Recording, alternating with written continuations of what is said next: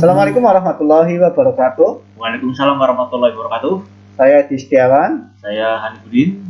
Kami guru PKKWU di kelas 12, TKRO dan TBSN. Ya. Wow. Pada kesempatan sebelumnya, ya kami telah share ya atau mengirimkan file-file materi di Google Classroom, ya di kelas masing-masing. Nah, dan di hari ini, kesempatan hari ini saya berkolaborasi ya dari TKR dan TBSN berkolaborasi untuk membuat videonya, ya. Dimana nanti kami akan menjelaskan kembali mengenai apa itu produk kreatif dan kewirausahaan. Fokusnya adalah tentang produksi massal, ya. Oke, langsung aja ya. Nah, yang pertama ya. Pengertian produksi massal. Bagaimana Pak Hanif? Ya. Pengertian produksi massal ya kegiatan menghasilkan barang maupun jasa atau meningkatkan nilai dari barang tersebut atau jasa tersebut. Tuh. Misalkan contoh ya. Kalau jasa mungkin dari bahan-bahan karet. Ya karet diolah dalam jumlah besar, ya misalkan pabrik lah. Tapi itu barang ya? Iya barang. Itu menghasilkan barang dulu, ya. Terus diolah karet diolah menjadi bahan. Ya, pastinya itu dicampur dengan bahan-bahan yang lain untuk menghasilkan produk atau barang menjadi bahan. Nah, bisa bahan motor, bisa bahan mobil ya? Iya, motor, bahan mobil atau bahan yang lain, kan bahan banyak. Jadi berarti produksi maksudnya tadi dia meningkatkan kegunaan atau fungsinya ya? Fungsinya dari karet yang dia kecah kan seperti itu ya? Diolah menjadi bahan sehingga bisa dipakai untuk apa? Ya dipasang di roda ya, bisa roda mobil atau roda motor. Kalau untuk roda mobil ya pakai ban mobil, kalau untuk roda motor pakai ban motor. Jangan ditukar ya. Dan kalau mobil ya, yang jelas peruntukannya Pak. Iya. Ya, itu tadi contoh di produksi barang. Kalau jasa bagaimana Pak Hanif? Kalau jasa itu bisa menurut saya Pak ya, itu bisa di jasa antar. Untuk jasa antar seperti yang udah ada, contohnya udah ada seperti di POS, di JNT, gitu contohnya. Enggak, soalnya merek seperti contohnya seperti itu jasa antar ya. Itu kan segala jasa pastinya akan sampai sana dan biasanya ada tenggang waktunya. Misalkan nggak sampai biasanya harusnya itu kembali. Jasa antar berarti bisa jasa antar barang, bisa orang ya? Bisa orang iya. Bisa barang, bisa orang. Ya, itu dan harus bayar Pak. Tapi yang jelas bukan perdagangan orang ya? Ya jangan. Yang penting itu biasanya tetap harus bayar, ya. Kalau jasa antar pasar kan beda lagi. Oh, itu enggak masuk ya. Itu bukan masuk produksi ya. Oke, jadi berarti jasa di sini berarti kita melakukan produksi jasa, maksudnya adalah kita menjual jasa. Misalnya tadi kita mengantar barang ya, itu jasa antar ya. Iya, jasa antar. Atau jasa antar orang misalkan ya charteran ya. Iya. Ya seperti aplikasi juga udah ada. Aplikasi juga bisa seperti Gojek ya, Grab, udah Uber ya. Udah di sekitar kita. Nah, itu contoh produksi jasa ya. Atau mungkin saya tambahkan ya Pak Hanif ya. Kalau pandangan saya misalkan jasa selain jasa antar ya, itu bisa juga jasa misalkan tukang cukur ya. Jadi contohnya tukang cukur itu juga jasa ya. Karena yang jelas kita kan tidak bisa lah mencukur sendiri, kecuali kalau kita mencukur botak kan beda. Jadi kalau mencukurnya rapi, kita memerlukan bantuan orang lain. Ya, orang lain tersebut dia menjual jasa potong rambut atau cukur. Itu contohnya ya. Itu kalau potong rambut masuk massal nggak Pak? Nah kalau massal nanti tergantung dari jumlahnya. Kalau misalkan di barbershop dia ada banyak ininya tukang cukurnya atau barbernya, dan yang dicukur banyak, berarti sudah masuk kategori banyak massal ya. Nah, itu tadi pengertian dari produksi dulu Ya. Produksi ya, produksi tadi adalah mengalihkan barang maupun jasa, kemudian tadi meningkatkan apa? Meningkatkan nilai tambah kegunaan manfaat. Meningkatkan nilai kegunaan atau manfaatnya. Itu masuk nilai uang yang beda ya. Iya, beda. Kadang misalkan dari harga tempe yang belum digoreng belum jadi, terus kalau udah digoreng dimasak, nilainya kan beda. Nilai hasil dari kegunaan itu langsung bisa dimakan. Kalau mentah kan belum. Ya. Saya juga nggak suka tempe mentah, Pak. Iya. Ya, itu tentang produksi. Sekarang masal. Ya. Ini udah bisa dibaca ya. Jadi masal menurut Kamus Besar Bahasa Indonesia ya, atau KBBI itu artinya mengikut sertakan atau melibatkan banyak orang ya. Jadi banyak orang. Contohnya apa? Contohnya masal gotong royong ya. Kerja bakti itu jelas pasal. Ya, yang kerja bakti ya masa ya cuma sendiri. Kalau sendiri kerja bakti namanya apa? Oh ya, personal atau benar? Ya kerja sendiri. Kalau kerja bakti itu pasti banyak orang. Ya, itu termasuk masal, kegiatan masal. Yang jelas sekarang kalau di masa pandemi seperti ini, kerumunan itu yang jelas itu pasti masal. Ya. Kerumunan pasti banyak orang, ya kan? Banyak orang bergerombol, kumpul-kumpul itu pasti masal. Ya. Kemudian apalagi Pak? Yang masal-masal, contohnya seperti ini. Agustusan kemarin ya, ya kan? Biasanya sebelum pandemi di masyarakat Indonesia itu pasti ada tradisi lomba-lomba untuk Agustusan, ya kan? Karnaval ya? Ya macam-macam ada. Ya ada karnaval, apa lagi ya? Penekan pucang. Penekan pucang atau panjat pinang, ya, tarik tambang dan lomba-lomba sebagainya. Itu juga masal ya, karena apa? Banyak orang yang ikut serta. Tidak hanya satu dua, pasti banyak. Termasuk penontonnya juga baik. Ya. Jadi menurut saya seperti itu ya contohnya. Jadi dari konsep dari KBBI, masal itu maksudnya adalah melibatkan banyak orang. Ya, seperti itu ya Pak ya. Ya. Nah, lalu bagaimana istilah produksi massal ini dikenal luas ya, terutama di kalangan masyarakat luas ya, tidak hanya di lokal saja. Ya.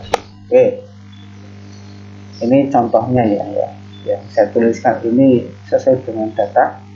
Jadi produksi massal ini mulai dikenal luas semenjak tahun 1926. Pada saat itu perusahaan mobil Amerika ya, yaitu Ford ya, Ford itu mobil ya, dia memproduksi massal dan jumlah yang sangat banyak ya. Contohnya jadi sebetulnya kalau produksinya itu enggak cuma satu, itu bisa kita sebut massal ya, dan ini kan banyak sekali.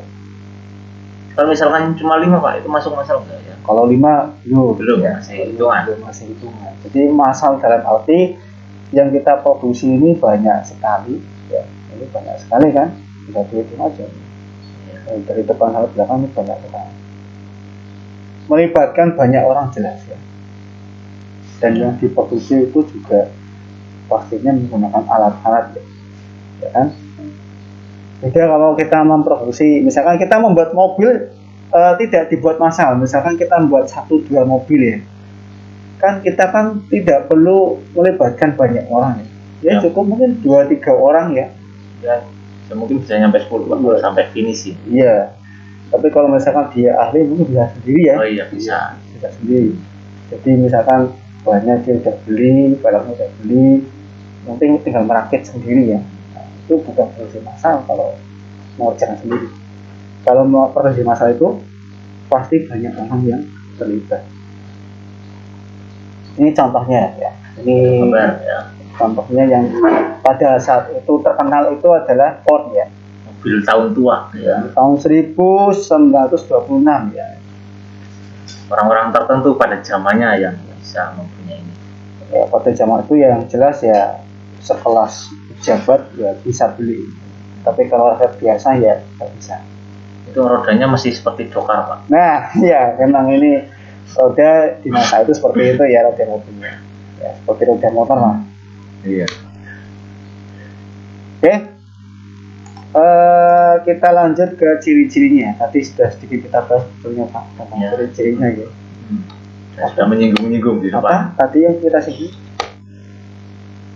Produksi dalam jumlah Banyak, orang banyak. Produksi banyak, melibatkan orang banyak. itu pasti produksi massal. Ya, ya kayak tadi Ford membuat mobil dalam jumlah misalkan sehari membuat 100 mobil, ya kan? 100 mobil, ya pastinya membutuhkan banyak orang. Banyak orang. Ya, itu untuk itu yang produksi lama Pak, itu yang penemu yang dulu ya. Kalau sekarang ya produksi massal kalau di otomotif, di sepeda motor ya udah pasti. Pastinya perusahaan yang ada di daerah Cikarang sana ya, seperti AHM, Yamaha, itu pasti produksinya banyak. Hitungan berapa detik itu sudah. Kalau kemarin saya menit ya. Kalau kemarin saya kunjungan industri itu kan yang di Honda Beat ya Pak ya. Iya. Itu dia memproduksi beat, 1 unit beat itu diproduksi setiap 25 ya, detik. 25 detik 25 detik keluar 1 unit motor. Bisa dihitung ya. Berarti 1 menit kan itu kan kurang lebih dapat 2 motor. Ya kan? Nah, dalam 1 menit. Oh bisa seperti itu ya, karena menggunakan teknologi dan metode produksi massal ya, menggunakan pabrik dan banyak karyawan. Dan manajemen waktunya pasti udah diatur dan harus tepat. Misalkan ada keterlambatan juga cuma dijeda berapa detik ya Pak, ya kemarin yang kita lihat di sana. Betul. Ya itu ciri yang pertama ya. Ciri-ciri produksi massal yang pertama adalah produksi ini dilakukan dalam jumlah besar ya. Itu banyak, kedua itu banyak. Nah, ciri-ciri yang berikutnya apa? Tujuan produksi untuk menguasai pasar. Bagaimana Pak Hanif ini penjelasannya? Ya, ini tujuan produksi untuk menguasai pasar. Ya, biar pasaran itu bisa dikuasai, tapi tergantung permintaan sebenarnya. Tujuannya menguasai. Oh ya sekarang lagi ramenya motor Beat. Ya otomatis dari tujuan pabriknya sana akan produksi lebih banyak, mungkin akan lebih meningkat. Ya, saya seperti itu. Ya itu kalau mobil ya, kalau motor ya. Kalau di mobil itu yang sekarang lagi tren contohnya itu Avanza Veloz ya. Jelas itu sekarang lagi tren. Jadi ketika ada tren Avanza Veloz, maka dari Toyota ini pasti akan meningkatkan kapasitas produksinya ya, supaya permintaan masyarakat untuk membeli Veloz ya itu terpenuhi ya. Tapi setelah pandemi ini sepertinya ya penjualan semuanya agak turun. Tujuan berarti bergaris lurus sama keinginan ya, keinginan dari si pabrik ya atau perusahaan, dia membuat produknya ini supaya bisa diterima masyarakat luas. Ya mungkin contoh lainnya kalau di luar otomotif ya, kita bisa lihat ke teknologi handphone. Teknologi handphone itu sekarang ini penguasa pasarnya bisa kita lihat, ada iPhone, ada Samsung, ada Oppo, Vivo, Xiaomi ya. Ini penguasa pasar global ya di seluruh dunia. Peminatnya banyak. Ya, peminatnya banyak. Padahal dulu seingat saya ya, ini pertama kali keluar Xiaomi di sekitar Jawa itu tahun 2014 ya. Pada saat itu belum terlalu banyak yang beli Xiaomi ya. Ya. Tapi sekarang yang beli Xiaomi banyak sekali ya. Karena mungkin sudah tahu kualitasnya dan harganya juga terjangkau. Dan tahu dengan komposisi fasilitasnya seperti itu. Jadi tujuannya tadi ya, untuk menguasai pasar dan tujuan dari sini kan udah berhasil ya. Iya. Sekarang udah masuk dan menguasai pasar. Soalnya otomatis tujuan dari produksinya akan banyak produksi. Ya, kita lanjut Pak. Oke, ciri-ciri yang ketiga dari produksi massal, yaitu produk dijual untuk pasar bebas. Ya, untuk pasar bebas. Berarti bersaing bebas. Bersaing bebas. Bersaing harga, bersaing fasilitas, bersaing masuk ke mana saja. Ya, masuk ke mana saja, mungkin ke negara tangga, negara mana. Ya, pasar bebas. Ya, contohnya ya seperti ini. Kalau saya mencontohkan itu supermarket ya, itu kan termasuk pasar bebas ya. Ya, karena dijual apa saja dan yang membeli juga nanti dia membeli macam-macam. Katakanlah misalkan seperti ini Mas, minyak goreng ya, minyak goreng kita tahu di supermarket kan banyak sekali dan banyak merek. Ya, ada yang per liter harganya itu sampai berapa itu sekarang ya, sekitar 15 sampai 18 ribu ya per liter ya. Itu dijual di pasaran dan di supermarket itu harganya juga nanti bersaing. Ada yang mungkin 13.000 per liter, ada sampai 18.000. Ya, perang harga itu Pak. Sama promo. Ya, jadi dijualnya bebas dan ya. Bebas dan harganya juga bersaing. Harus bersaing karena pasar bebas itu jadi harganya bersaing. Itu contoh. Otomatis untuk membuat minyak gorengnya dia masuk supermarket kan nggak cuma buat 1-2 ya, pasti banyak sekali. Dan itu juga menggunakan metode produksi massal. Ya. Oke, selanjutnya ciri-ciri produksi massal yang keempat itu produknya yang dihasilkan itu mempunyai standar. Ya. Standar ini berarti apa? Produk yang dibuat itu sama. Nah, sama ya. Ya. Sebagai contoh seperti ini aja. Pasti siswa-siswi di sini pasti naik motor semua, ya kan? Nah, sepeda motor misalkan yang sekarang ramai itu apa Pak? Setahu saya sih motor Beat sama Nmax. Honda Beat ya? Beat itu paling banyak. Honda Beat yang misalkan saya tahun 2020 yang terbaru, ya. Itu dia dibuat dengan spesifikasi yang sama, ya. Bentuk bodinya sama, lampunya sama. Yang beda paling cuma di variasi stiker aja sama cat. Iya. Ya kan? Kalau tahunnya hampir berdekatan, ya, menggunakan stiker. Ya, di tahun yang sama itu yang beda paling yaitu stiker sama ya, warnanya. Ya. Tapi untuk speknya ya mesin sama, ya kan? Mesin sama. Kadang sasis juga sama. Sasis malah jelas sama, Pak. Ya, sasis malah sama. Malah itu ada persamaan sama Honda Genio ya. Oh iya. Ya. Honda Beat itu yang baru itu dia sama dengan Honda Genio. Kalau di mobil itu yang lagi tren ya tadi ya Avanza Veloz ya. Avanza Veloz itu variasinya paling nanti di apa? Di list, grill, lampu, grill, lampu, list, sama perlengkapan tambahan misalkan ada yang AC-nya itu AC double blower atau yang single.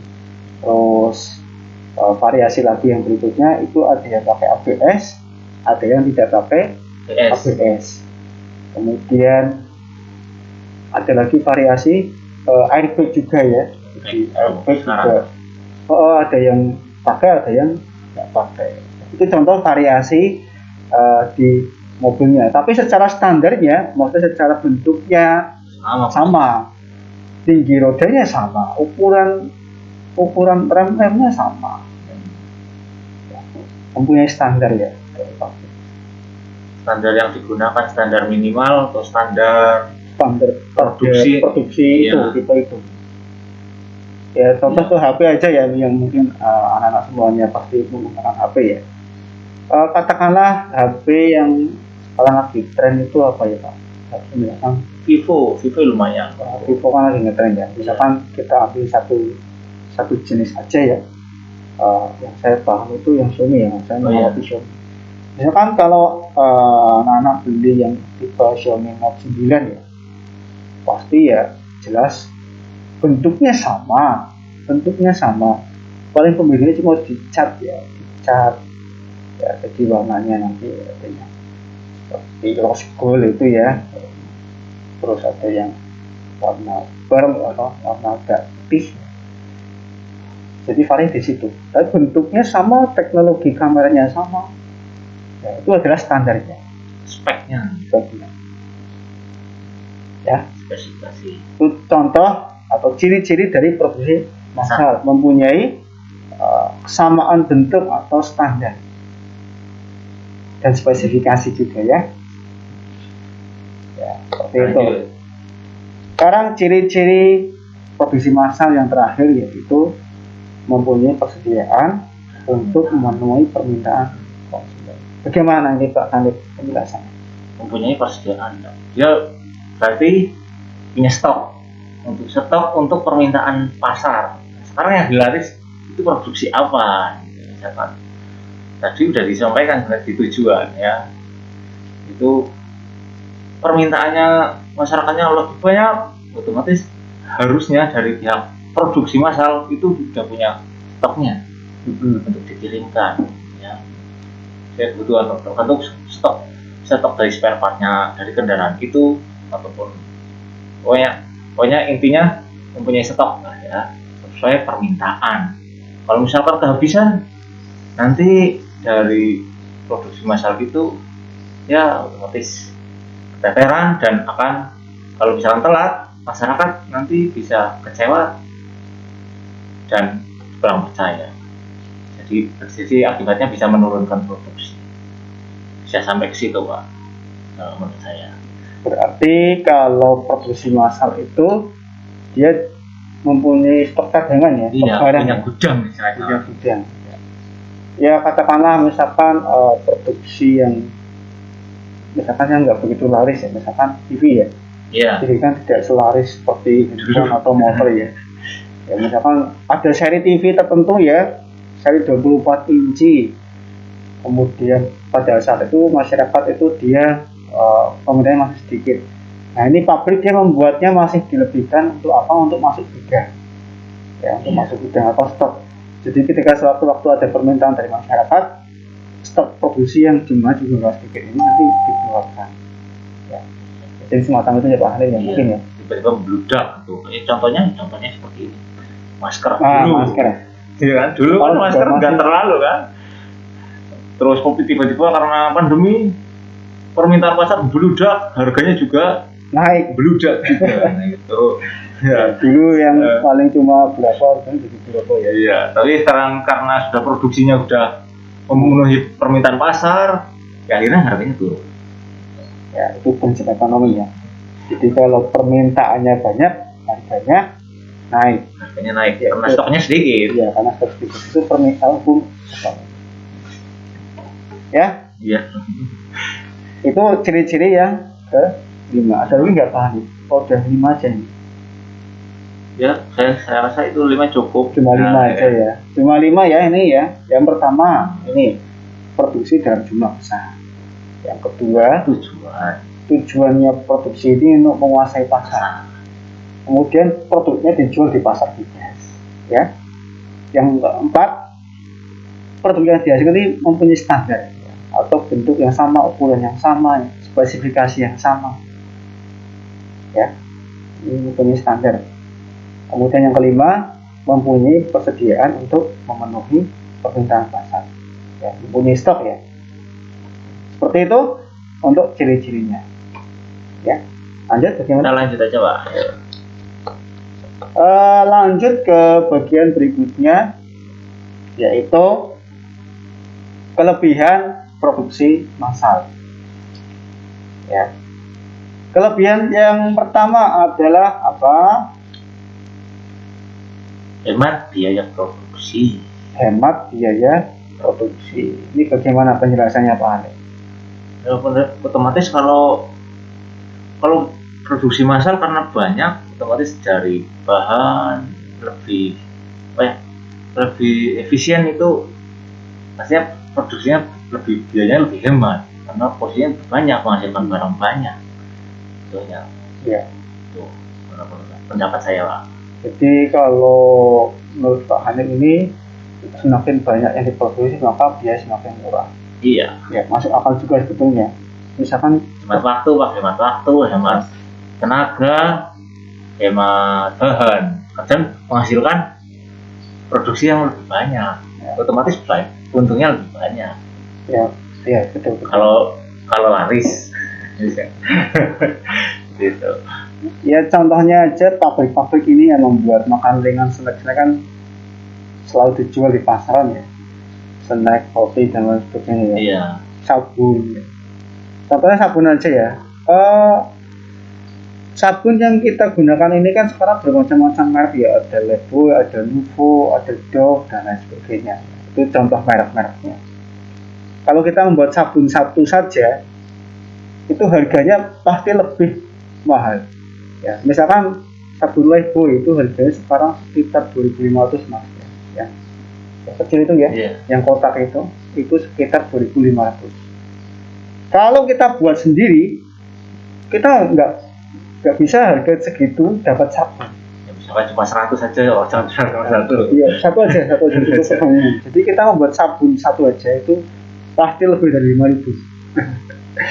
Susunya. Ya, produksinya. Susunya, minyaknya, dan lain sebagainya itu memproduksi itu lebih dari 5.000 bahkan bisa lebih dari 10.000. Iya. Untuk menghasilkan satu sabun saja. Ya. Kan rugi kan kalau kita cuma buat sedikit ya harganya mahal. Tapi kalau kita buat banyak, ya kita modal 1.000, kita buat sampai 30, ya kan? Nanti dijual dengan harga yang lebih murah daripada kita membuat satu. Misalkan satu dapatnya 10.000 ya satu ya. Kita dengan menggunakan membuat 30, kita bisa menghasilkan 30 itu modalnya cuma 100.000. Artinya kan kita hitung rata-rata 100.000 dapat 30, apa 10.000 dapat 1. Hitungannya kan beda. Lebih banyak, lebih murah ya dibuat dalam jumlah. Ya, itu contohnya. Ada produksi. Mungkin ada contoh yang lain Pak Hanif. Ya. Ya sudah coba dulu, kita lanjut dulu. Oke, ya tadi ya itu contohnya seperti itu ya. Berikutnya kelebihan dari produksi massal adalah efisiensi waktu.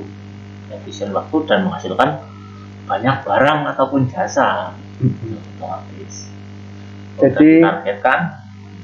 Ya, jelas efisiensi waktu ya. Ya tadi kita udah mengetahui kan penjelasannya sebelumnya kan. Honda Beat itu dibuat satu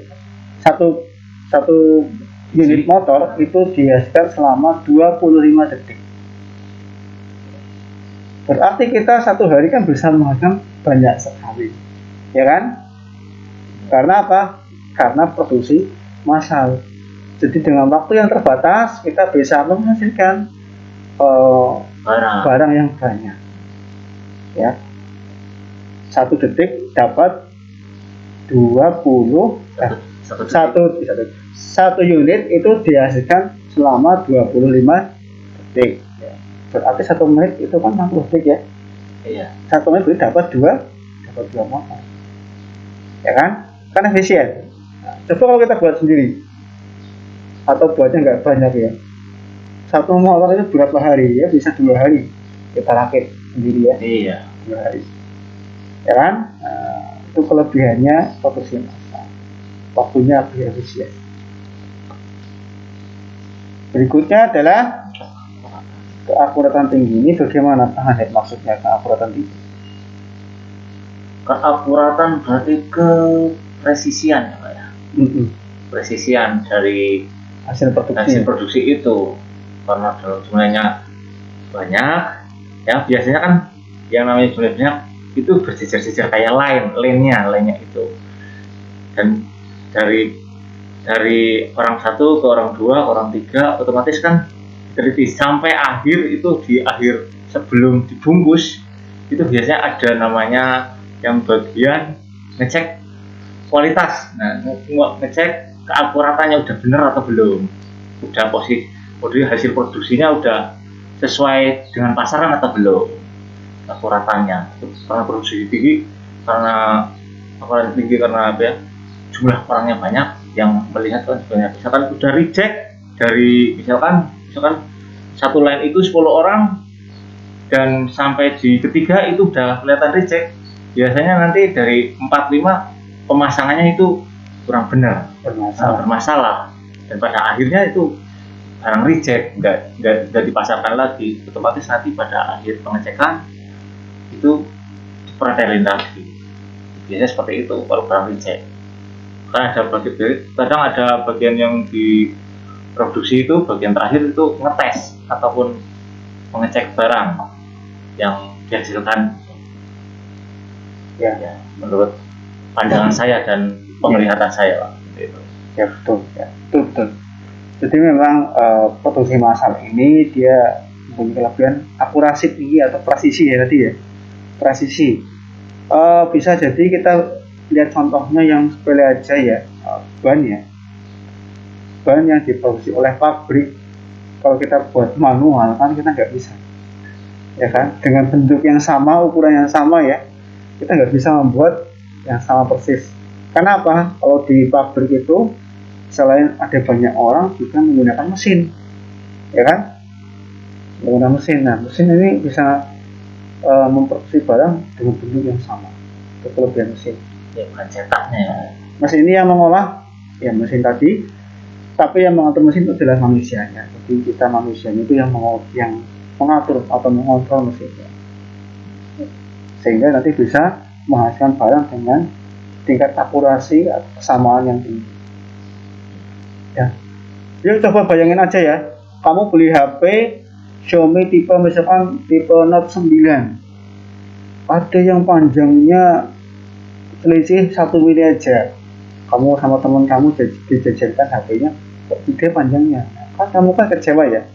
Nah, tapi dengan teknologi, dengan metode produksi massal, kita bisa membuat barang yang bentuknya persis sama, presisi, akurasinya tinggi.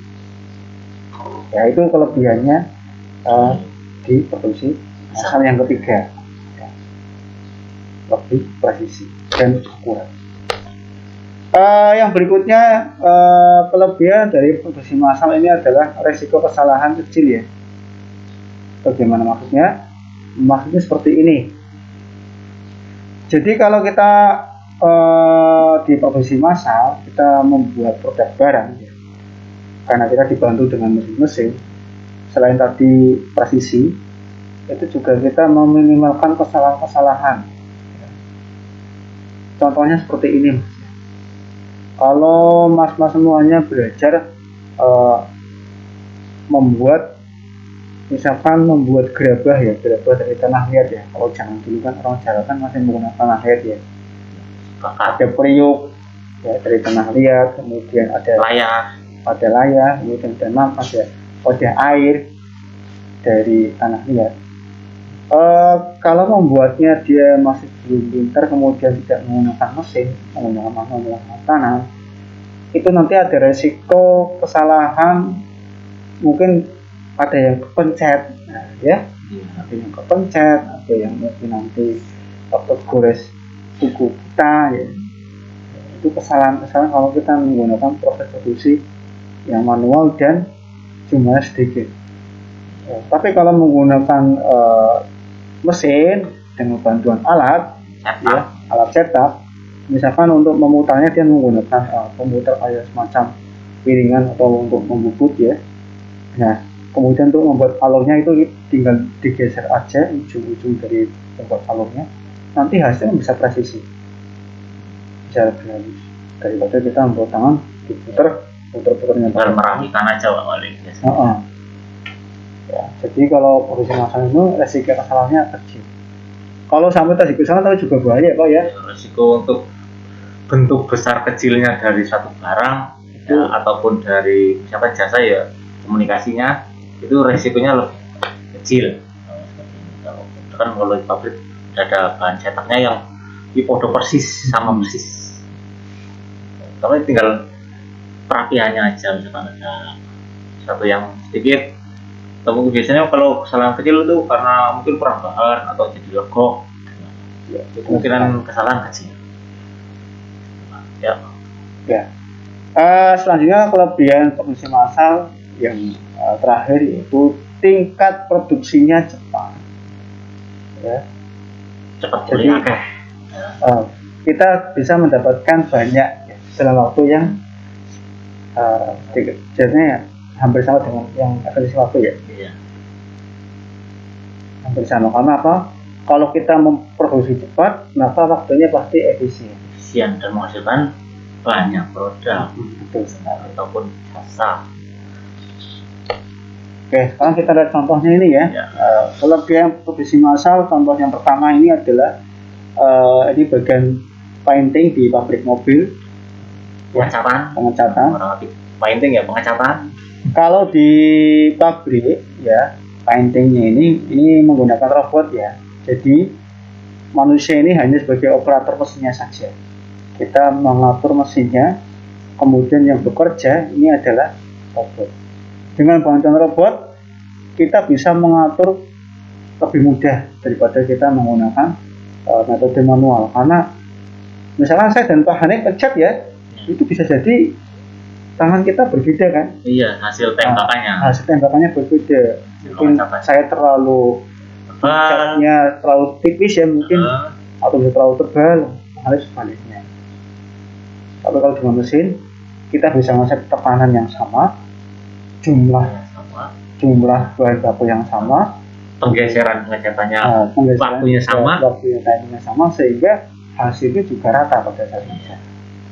Ya, itu contoh kelebihan kalau menggunakan mesin ya. Iya. Untuk produksi massal. Kalau kan biar cuma nyeting Pak, waktunya cara geraknya bisa misalkan sambil ngopi itu bisa cuma sama ngeceknya. Ngecek mesin ya. Iya. Itu nggak ditinggal total ya. Total misalkan kan cuma megang komputer kan kalau mesin itu, kalau mesin robot seperti itu kebanyakan tinggal kita ngecek komputernya.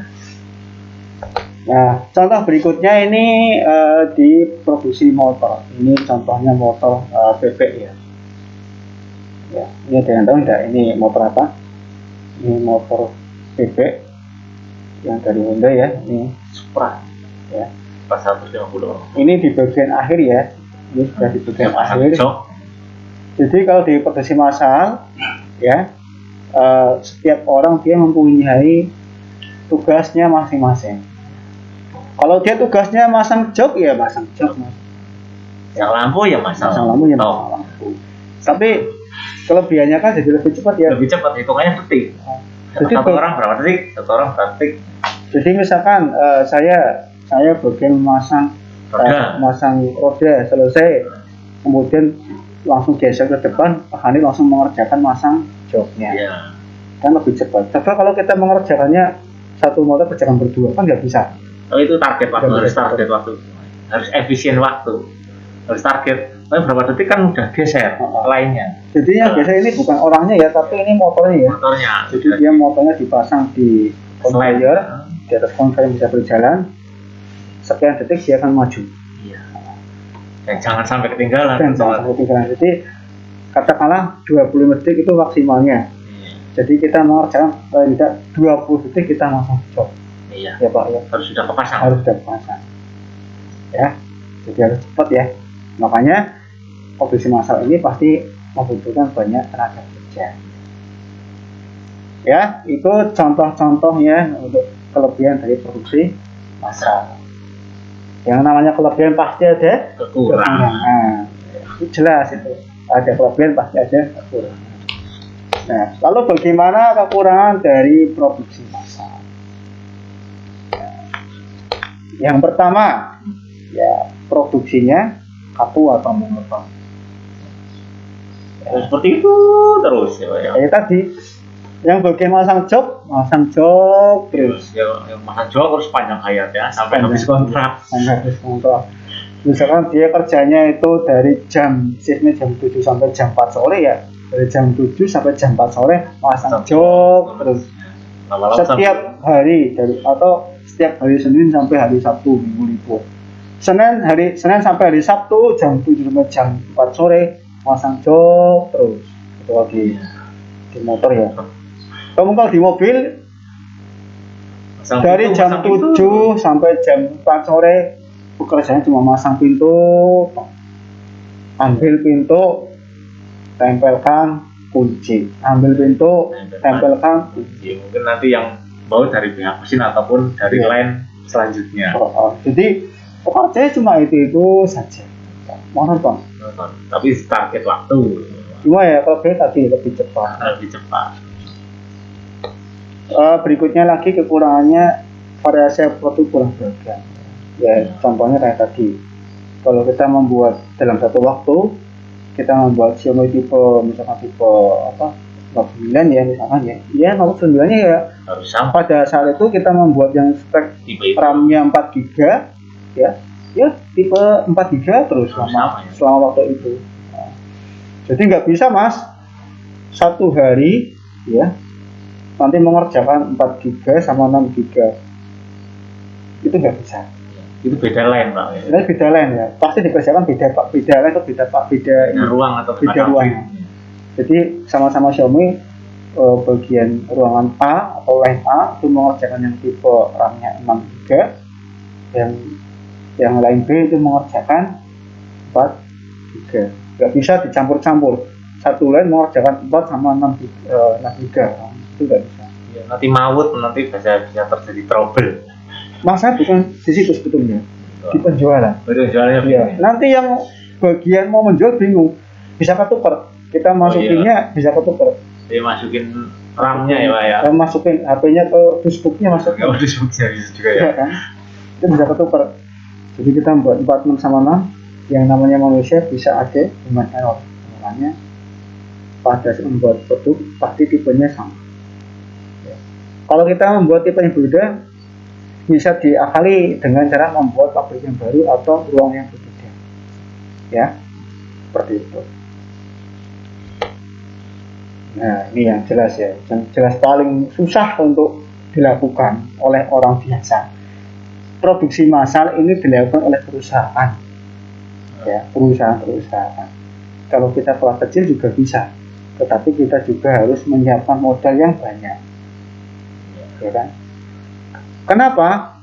Yang jelas produksinya banyak, pasti membutuhkan bahan yang banyak. Orang yang bekerja juga banyak. Kadang pakai mesin juga. Ditambah mesin, dan mesin juga pasti harganya nggak murah. Ya. Jadi ini kekurangannya biaya produksinya massal. Tapi kenapa kok bisa mendapat keuntungan yang banyak? Nah, kalau keuntungan itu kita ngambilnya dari kuantiti atau jumlah ya Pak ya. Dari jumlah barang yang diproduksi. Jadi misalkan kita ngambil keuntungan satu unit motor itu cuma 500.000 atau 1 juta per unit dari pabrik. 1 juta ya misalkan. Pabrik memproduksi dia mengambil keuntungan 1 juta. Ya. Misalkan motor itu harganya aslinya produksi dia habisnya 12 juta. Pabrik menjual ke dealer itu 12. Tadi berapa? 12 ya. Pabrik membuat motor itu produksinya bahan biaya semuanya itu 12 juta. Oleh pabrik dijual ke dealer itu 13 juta. Ya. 13 juta tapi 1 menit udah dapat 2 ya. Iya. Ya kan? Berarti 1 menit dapat 2 juta. Ya kan? 1 hari misalkan dapat 1.000. Coba dihitung, 1.000 dikalikan 1 juta berapa? 1 miliar 1 hari. Iya. Ya kan? Iya. Itu sistem kuantiti ya Pak. Jadi yang diambil itu adalah sistem kuantitinya. Kuantiti untuk keuntungan. Keuntungan dari karena produksi massal. Jadi meskipun biayanya mahal, 1 motor itu sampai 12 juta, tapi pabrik kan nggak rugi. Dia menjual sehari bisa banyak. Nah, seperti itu ya. Jadi kekurangannya biaya produksi mahal, tapi ya keuntungannya juga lumayan ya. Lumayan menjamin untuk jadi kaya ya. Nah ini yang keempat ini apa?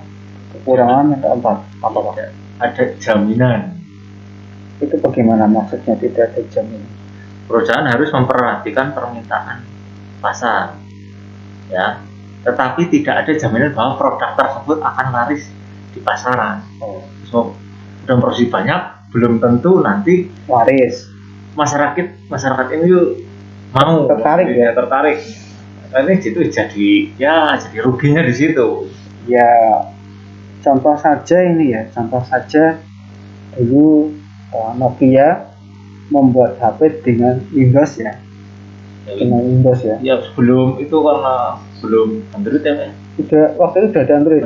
Tapi Nokia dia tidak menggunakan Android. Jadi pada tahun 2011an ke sini Nokia Lumia dulu kan ketika waktu itu booming HP-HP Android, Nokia malah membuat dengan Windows. Nah, padahal pasar itu konsumen sukanya Android. Ya meskipun Nokia membuat banyak, yang beli sedikit. Peminatnya sedikit. Berarti kan nggak ada jaminan laku ya. Jaminan laku. Makanya untuk produksi massal ini harus betul-betul diprediksi permintaan pasar. Produknya ya. Produk yang dibuat itu harus sesuai dengan permintaan pasar. Untuk pasar. Jadi wis digawe oke, wis dibuat banyak, nggak laku. Kalau jumlah banyak ya ruginya banyak. Ruginya banyak. Jadi kalau sekali dia rugi. Nah, maka dari itu untuk produksi massal itu membuat produknya itu harus menggunakan riset dan uji coba di pasar. Pasaran. Kita melakukan riset permintaan pasarnya seperti apa, ya. Dan nggak bisa langsung buat langsung jual. Iya. Dulu Pak Nokia setahu saya laris banget sebelum masa-masa Android. Iya, betul. Laris banget. Tapi ketika udah meningkat ke Android, Nokia terlambat, malah nggak pakai Android pada saat itu ya, malah pakai Windows ya. Windows aja. Sedangkan pasaran sukanya Android. Masyarakat.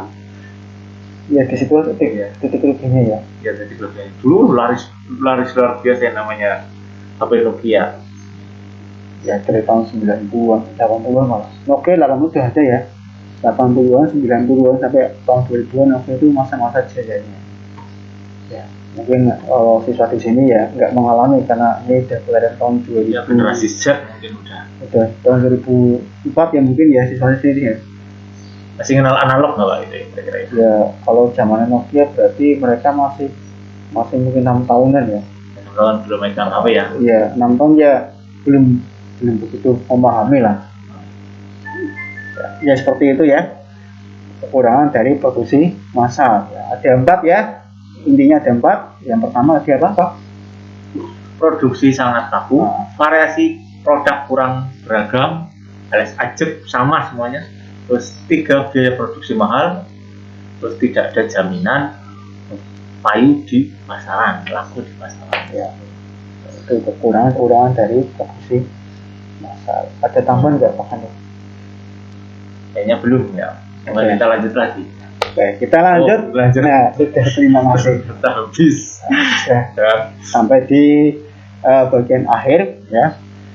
Oke, untuk anak-anak semuanya sampai di sini perjumpaan kita di video ini ya. Ya. Jadi nanti di video berikutnya kita akan belajar lebih lanjut tentang beberapa teknik produksi massal dan juga bagaimana langkah-langkah membuat ide produk yang bisa digunakan untuk produksi massal. Karena kita membuat ide juga nggak bisa sembarangan ya, nggak bisa. Kayak tadi sekali idenya itu salah, nggak laku, kita udah buat banyak, nggak laku, ya ruginya pasti banyak. Ya, makanya tahapan berikutnya kita akan memberikan informasi bagaimana strategi dan juga cara menentukan ide produknya ya Pak ya. Ya, seperti itu. Ya. Oke, sampai di sini saja dari saya ya. Sampai jumpa lagi di kegiatan di video berikutnya. Salam dari saya. Assalamualaikum warahmatullahi wabarakatuh. Salam juga dari saya, Hanif. Ya, wassalamualaikum warahmatullahi wabarakatuh. Waalaikumsalam. Ya, terima kasih. Selalu jaga kesehatan. Dan jangan lupa ya jaga kesehatan, jaga imun. Kalau begitu juga kita masih pakai masker ya, karena masih di masa pandemi. Kalau yang belum vaksin ya boleh vaksin. Iya. Tapi kita nggak promosi loh, hanya menerapkan protokol kesehatan. Dan jangan lupa bahagia. Oke, dadah. Dadah, terima kasih. Semuanya, terima